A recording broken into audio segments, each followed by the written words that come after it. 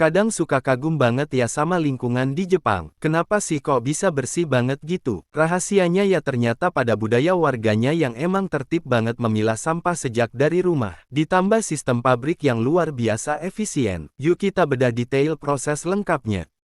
Salah satu produsen wadah makanan terbesar di Jepang, FP Corporation, setiap harinya mengumpulkan hingga 7 ton atau sekitar 1,75 juta lembar wadah makanan dari kotak drop-off di berbagai supermarket. Mayoritas supermarket menyediakan kotak pengumpulan per kategori bahan sampah, sehingga meringankan beban penyortiran awal di pabrik. Diawali penyortiran manual yang melibatkan sekitar 40 pekerja.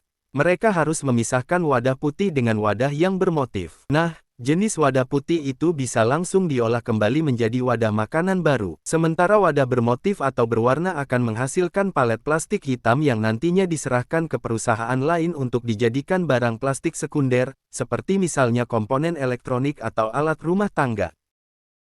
Untuk wadah plastik yang transparan, mereka menggunakan teknologi canggih bernama identifikasi material inframerah. Alat sensor ini menembakkan sinar inframerah ke setiap wadah untuk mendeteksi struktur molekul plastiknya secara instan.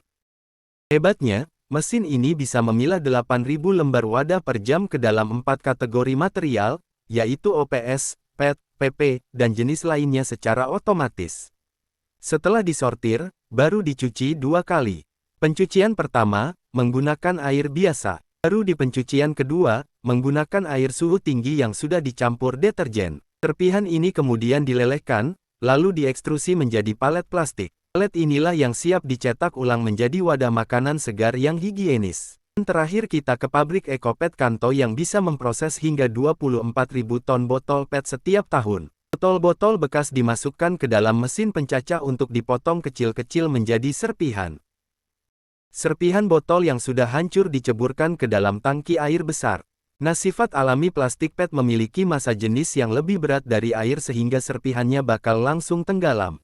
Sementara plastik dari tutup botol dan juga sisa label memiliki massa jenis yang lebih ringan sehingga mereka akan mengapung. Dengan metode ini, pabrik bisa memisahkan bahan PET murni tanpa zat kimia. Serpihan PET kemudian dikeringkan dan dilelehkan untuk diubah menjadi pelet. Pelet ini dilelehkan kembali dan ditarik menjadi lembaran plastik tipis yang digulung menjadi gulungan besar seberat 1 ton. Gulungan ini dilewatkan ke mesin pendeteksi logam dan sensor optik untuk memastikan nggak ada yang cacat. Kemudian dipres menggunakan tekanan udara panas menjadi wadah makanan transparan baru. Kalau menurut kalian, kira-kira teknologi yang mana yang paling cocok untuk negara kita?